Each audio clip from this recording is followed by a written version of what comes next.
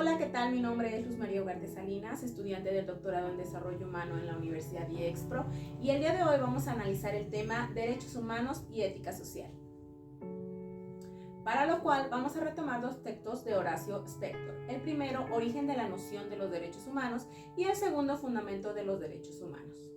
Quisiera comenzar este tema hablando con ustedes sobre la defensa de la dignidad humana. La defensa de la dignidad humana es la razón de ser de los derechos humanos. La Comisión Nacional de los Derechos Humanos señala que son el conjunto de prerrogativas sustentadas en la dignidad humana, cuya realización resulta indispensable para el desarrollo integral de la persona. ¿Qué quiere decir esto? Los derechos humanos son los derechos naturales que todas las personas tenemos, son inalienables, porque son derechos que no deben suprimirse. Los derechos humanos no son opcionales. No es algo que alguien pueda o no pueda tener. Son derechos que todos debemos de tener por igual. Y son inherentes a los seres humanos sin distinción alguna. ¿Qué quiere decir esto? Que no importa mi raza, mi color, mi religión, mi creencia, mi idioma, yo tengo esos derechos desde el momento en el que nací.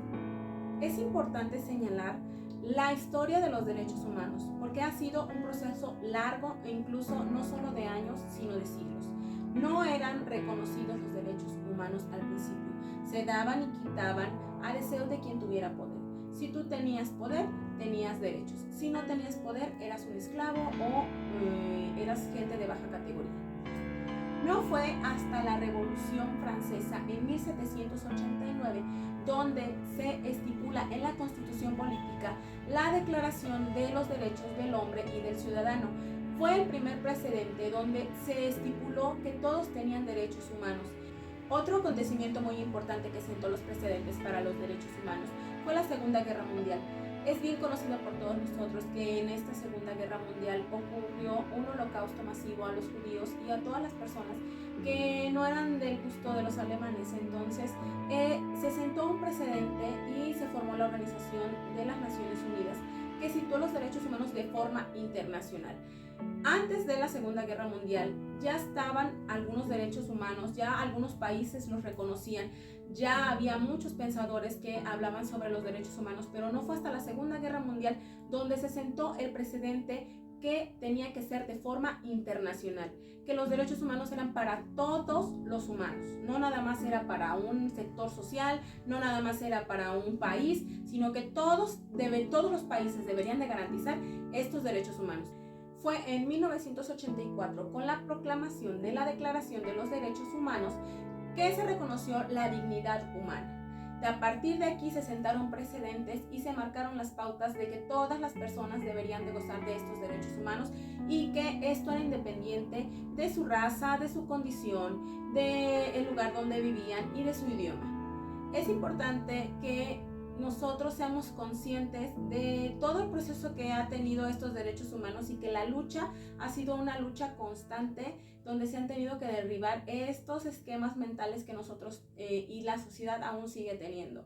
Es el Estado quien debe garantizar el cumplimiento de estos derechos humanos y está estipulado en nuestra Constitución Política, en donde señalan cuáles son nuestros derechos y en qué consisten cada uno de estos derechos.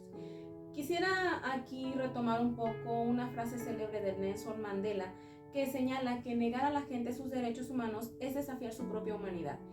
Y aunque el Estado es el encargado de garantizar estos derechos humanos, es importante señalar que los derechos humanos, antes de ser exigencias jurídicas, son exigencias éticas, ya que se enfocan en las conductas de las personas basadas en la práctica de valores.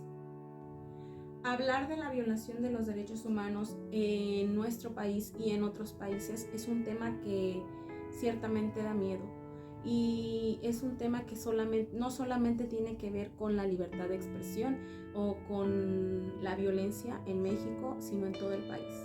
Es un tema que muchas veces nosotros, no solamente en la televisión lo hemos visto, sino en nuestra vida diaria. La violación de los derechos humanos, algunos de nosotros los hemos vivido en carne propia o nos ha tocado verlo en alguno de nuestros familiares o en alguno de nuestros vecinos.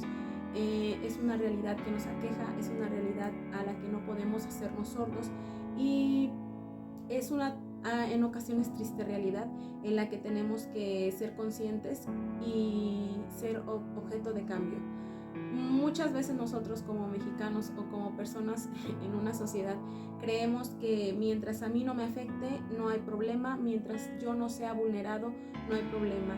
Y la realidad es que las personas más vulneradas son las personas que son de bajos recursos o que son personas que no han tenido un acceso a la educación y que no conocen sus derechos. Entonces es importante que en la medida que nosotros los conozcamos y tengamos personas a nuestro alrededor, les demos a conocer esa información, les digamos que todos tenemos esos derechos por igual y que nuestra constitución política nos respalda y nos garantiza estos derechos. Aunque lo sabemos, es muy difícil cambiar esta realidad, es muy difícil y es un trabajo que a veces se nos sale de las manos y no depende de nosotros, sino de la realidad en la que estamos viviendo.